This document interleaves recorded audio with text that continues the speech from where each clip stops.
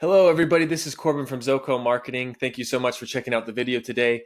Today, we're going to be going over Google Data Studios and how to use it in 2021. I'm going to walk you through common use cases, how to connect your data, other ways that I like to use it, and then at the end, I will walk you through some of my favorite templates and where to find those templates so that you can create professional-looking dashboards in a matter of seconds or minutes. So we're going to jump right in. For those who aren't familiar with Google Data Studios, it is a way for you to visualize your data. Go figure, right? And what that looks like is, here's a couple of sample reports. So you can do cool things like this is one for the world population. This is one for specifically Google Analytics.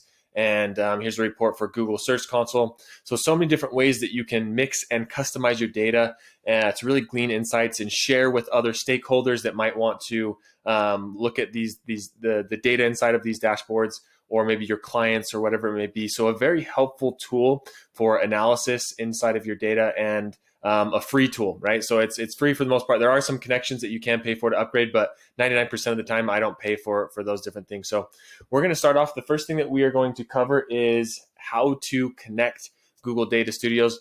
You can check down in the description below if you want to see the timestamps on where I'm talking about different things, if you want to skip ahead, whatever it may be. But starting off, you're going to want to Google Data Studios, click on one of the first links. It should take you to a dashboard that looks something like this. You probably won't have reports inside of here. As you can see, I have a lot of different dashboards that I've created over time. But you'll see here that we can start with a blank template. So the first thing we're going to do is connect our data to Google Data Studio. So I'm going to click in here in this blank report. And it's going to pop up a lot of different options. And I'm going to move myself over here. So what we're looking at is with Data Studios, you always need some sort of connection, and that's your data sources. And as you see, there's lots of different connections inside of Data Studios. You have Google Analytics, which is probably the most common one. That's the one that I use the most. You have Google Ads, Google Sheets, more advanced things like BigQuery and Google Cloud Storage. But as you scroll down, there are also partner connections. And you have ones from like companies like Supermetrics that I mentioned, if you wanted to import your LinkedIn ads data into here. Now, these are the ones that some of these connections will cost money. So be aware of that. The Supermetrics connection does cost.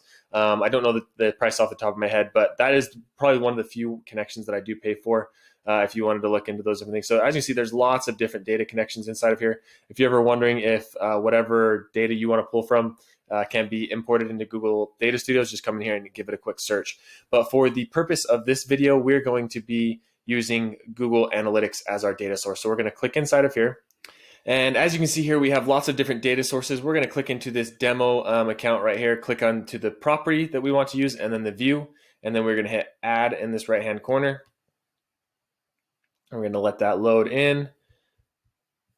And it's going to say you are about to add data to this report. You can say do not show this again, but we're going to say add to the report. And now we have successfully connected our data to Google Data Studios. We are inside of the Google Data Studios editor, and I'm going to kind of walk you through all of the basics inside of here. So I'm going to move myself over just a little bit here to the bottom right-hand corner. So up in this top right-hand corner, we have file, where we can do different things such as share the report, make a copy of the report, new report, or download it as a PDF. Basic edit settings, where you can copy and paste your simple things just like that. View settings to freeze grid sizes and different things. Padding, you can change the padding for your table. And then this tab right here is probably one of the most important ones, and that's the insert. So this is where you can go through, and I'm going to move myself again. You can go through and insert lots of different things inside of Google Data Studios. So for instance, say that you wanted to add a pie chart. This is where you could go and drag that or click this inside of here and drag this into maybe a pie chart right here, and it will start pulling the data. And as you see, the data pulls in, you can customize it on this right-hand side. I'm going to get into that in just a second on how to customize these dimensions and metrics and things, but that is how you would insert like a pie chart. Or if we come back over here, essentially there's so many possibilities. You can add basically tables or a tree map, a downsize list. So if you wanted to, for instance, if we added this right here and say that we only wanted to see for whatever reason, the page title home, you could click inside of this. Well, let's view this so you can see what that looks like. If you view this, and I know this is really messy, but say we only wanted to see, notice how there's home, Google Online Store, Google Dino Game.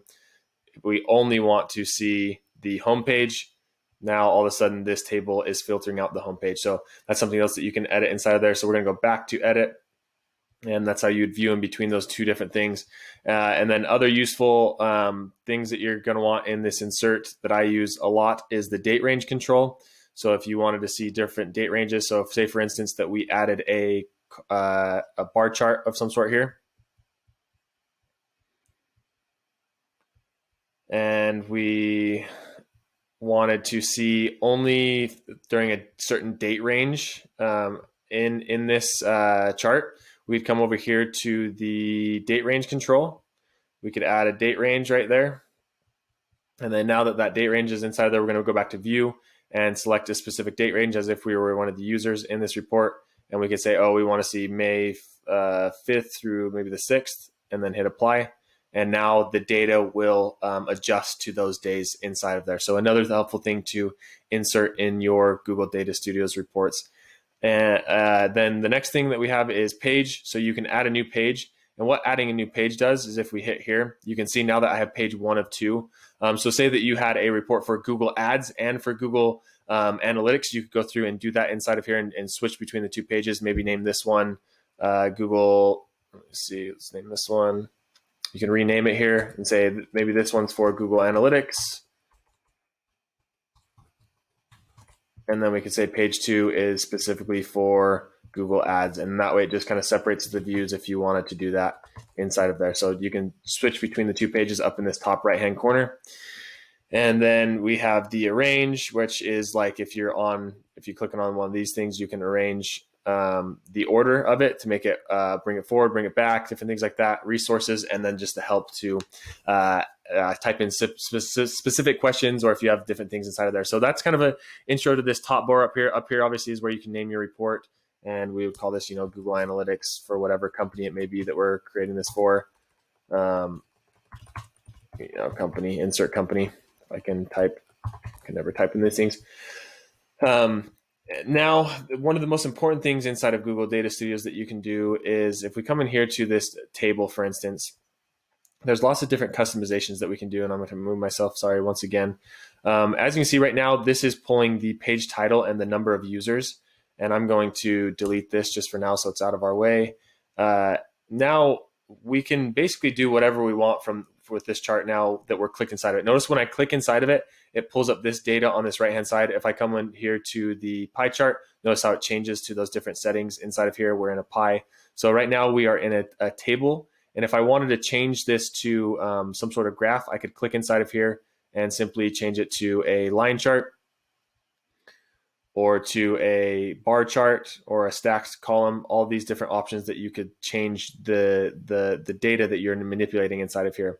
But we're going to go back to the table view that we had so I can kind of highlight the use cases inside of here. So it tells you the data that you're pulling from. So we're pulling just this sample Google Analytics data. If you wanted to add another data source, maybe we wanted to add in LinkedIn, we could blend the data inside of here by clicking that button. That's a little bit more advanced feature that I'm not going to go over today. But here is the dimensions that we can add. So right now this has the page title, and essentially this is pulling anything from your Google Analytics account. So say maybe we wanted to, instead of page title, we wanted this to be landing page. We could type in here landing page and find this metric, add it inside of there, and remove this page title. So now that instead of showing us the page title, it is showing the landing page. So we're going to exit out of that. And we have all the different landing pages. If we double click this, it will automatically adjust to see the full view of the landing pages. It shows us the users. And let's say maybe we wanted to see the goal completions inside of here. So we could go in and add goal completions and see how many goal completions this landing page is bringing up to us. So as you see here, our homepage is bringing in the most with 6,700 over this date range. But maybe now also we wanted to see, okay, we have the goal completions, we have how many users, but what's the actual conversion rate on these pages? So we can come in here and we could type in conversion. Not sure which one. Let's see, goal completion. So goal conversion rate, we can type this in right here.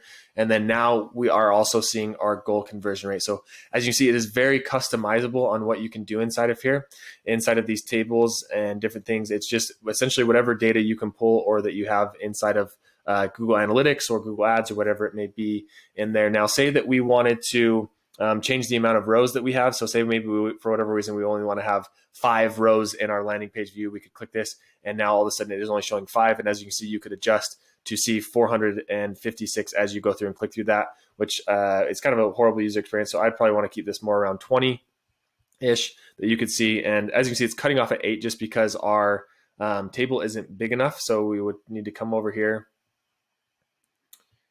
and just make this a little bit longer. And as you see, as you go longer, it adds more rows inside of there.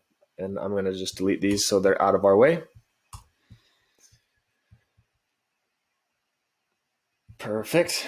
And then now we're clicked inside of here. The next thing is, so we can add the metrics there. We can add optional metrics. We want this to sort by new users. So right now it's sorting by the most users, but maybe let's say we want to sort it by whatever is getting us the most goal completion. So we could come in here and say, actually, let's sort this by goal completions. And you'll notice the homepage is first, but one of these will come up, maybe this sign.html. If we click this, now it'll rearrange that so the goal completions are filtered. So now we have basket.html as our second best page with a 64% conversion rate. And we could do this either way, descending or ascending. Descending makes the most sense to me on this spot, so I'm going to keep it that way. But let's say for whatever reason we didn't like these HTML pages. Maybe there's something that is like not a page that really is a landing page for us, or we wanted to filter those out. What you could do is come in here to this filter table, and you could click here, and you could do this with any data, whatever it may be. You just have to pull the right parameter in here. We're going to call this exclude dot HTML pages, because we have these HTML pages, and let's pretend that for whatever reason we don't want those inside of here. So we're going to hit exclude, and then we're going to select our field, which in this case it's this landing page right here. We're going to go landing page, click on that parameter, and then we're going to select condition, and we're going to say contains, and then we're going to do .html. And what this is going to do is it's going to exclude the landing pages that have .html in them in this table that we have. And then we're going to hit save here. And you'll notice basket.html and sign.html, those are now gone out of our report. So if you wanted to go through and add a filter, you could do that. You could also do the same thing with a segment.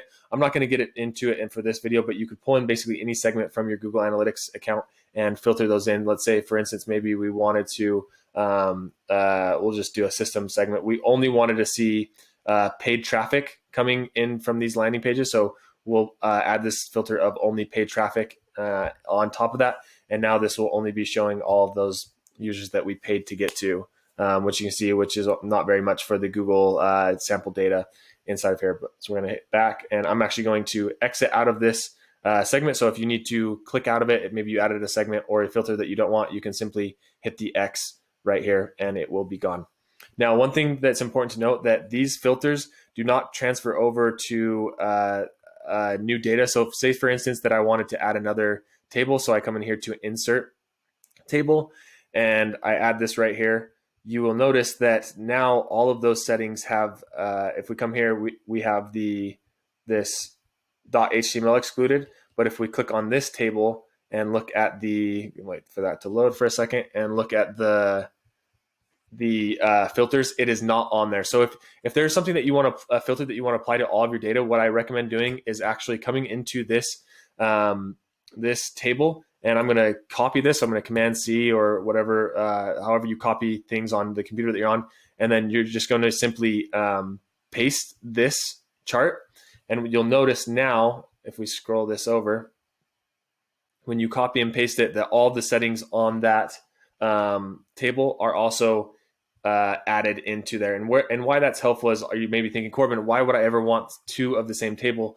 Well, now what you could do is the settings are all there, and you could simply say, okay, maybe I want one of this data showing the table, but then I want another one that's more of a visual thing that shows maybe this smooth or like a line graph or a time series inside of here, so I can see which pages are bringing in the most users during a certain time or whatever it may be. So keep that in mind when you are playing with filters and things, that it doesn't add it to the whole report. It only is, in that case, it's only adding it to the actual data sample that you're pulling inside of there.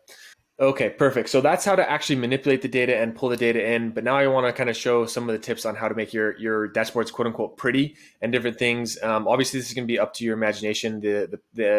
The possibilities are essentially endless, but I'm going to show you some quick tricks and tips for doing that. So first thing is you come into here is insert, and you can insert things like text or images, rectangles, for instance. So a lot of times I like to just go through and add a shape here just to kind of make the report look more professional looking and kind of separate the data. So we can come up here and add this block, and you can go through and change the color. So say maybe we wanted to make this like a light blue inside of here, and we wanted to come through and insert some text maybe, and maybe we wanted that text to be the company, company name, whatever, your business, your company, whatever it may be. You can type that in here, and we can say, of course, we want this a little bit bigger because that font looks way too small where it's at. I need to highlight this.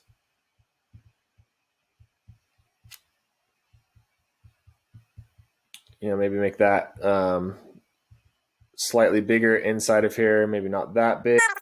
There we go. So your company, you can go through and insert, and I don't have a logo here right now, but you could insert an image and then add the company's logo. And typically what I like to do is then also insert the, where is it at? Our date control range. I'll usually add this at the top of the report so that users find it easy to manipulate the date range and see what date range they're currently looking at. And we can come inside of here and say maybe we wanted to change the color of the outline of this actual the table. So here you can notice that we're in the data section where it's showing us all those settings that we went through before. But what we can do is we can click this style right here. And inside of the style, I'm going to move myself again. I'm just going back and forth everywhere. You can do things like add conditional formatting, which I'm not going to go over in this option, but we can change things like show the header inside of here, which most of the time I would recommend because it tells you what the user is looking at. And you can change the color of this. So say maybe we want to make this red, make these for whatever reason red. And I know this is probably looking very ugly, but I'm mostly just showing you what you can do. You can change the text inside of here, and you can make the fonts bigger if you wanted to do that. And once again, you can double click inside of here to make these all fill out that way. You can change the table colors, the table labels. You can show the row numbers. So notice here how you have 1, 2, 3, 4. Usually I like to uncheck this box because I think it looks better just to have a clean view without those numbers inside of here. And lots of different other settings that I don't want to go too in depth to, but just to more expose you to what that may look like. You can change the dimensions, like where they line up. So if we want centered, moves over there, which looks hideous in my opinion. So you want to probably keep that in the left alignment. And then you can also change like background colors and things. So say we want to change this to yellow, which I know I'm making this more ugly than it was before, but just like I said, giving you an idea of what's possible. So that's how to make changes to those kind of settings. You can obviously do the same thing for tables and charts. So if we click inside of here and we go to style, depending on the the table or chart that you are using, there will be different options. So we can change, the line series. Say we wanted this line to be this color right here. You can change those and basically customize the entire thing down to a T, which is really good. And why I really enjoy Google Data Studios is because you can make it your own, and you can basically do whatever you would like to the data and manipulate it to be as pretty as you would like. So that is some of the common ways to style your Data Studios charts.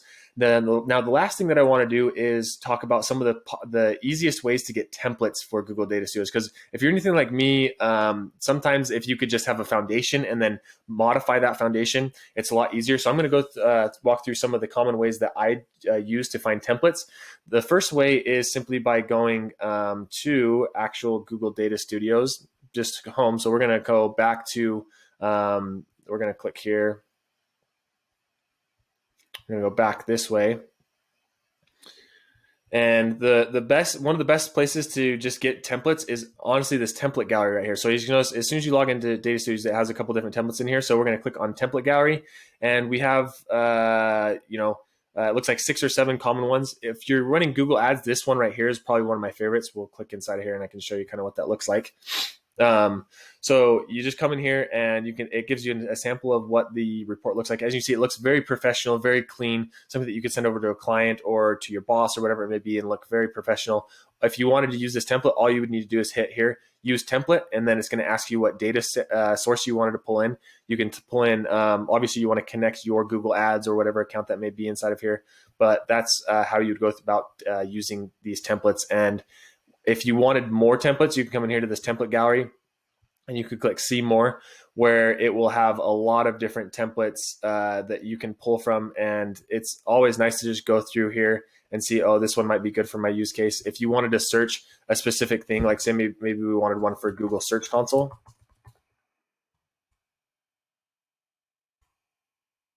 Of course, it's not going to have one pull up for Google Search Console. Well, that was a bad example. Google Ads, like if you wanted another one for Google Ads, you can search inside of here and it will show you all these different templates for Google Ads or whatever. Maybe we wanted one for Google Analytics. See if we can find some for that, and a couple of different ones for Google Analytics. And these are marketing templates. You can come in here to the community as well, and there will be more. These are just built by third parties, which in my opinion, honestly, are sometimes the best ones because they really have real use cases that they're looking for inside of here. And like I said, this is usually when I'm building a report, I don't start from scratch. I'll go and find somebody who's already created something that looks very visual appealing, something that kind of gives the general gist of what I want to do. I'll come in here to the report. I will say, yes, I want to make a copy of it. And I'll kind of just make this copy of it real quick so you can see what this looks like. And then finally, I'll show you how to share the report, which is something that's actually very important. So we'll come in. Oh, this one's in a different language. I picked a bit bad example of one. But the general settings are the same. So we'll come inside of here. And oh, yeah, I picked one that's in a different setting. What you need to do, though, is come in and click here, and then you need to click make a copy if you're doing from one of these third-party ones. So we'll make a copy of this report and we'll select our data source. We're going to use this sample data again. We're going to copy the report.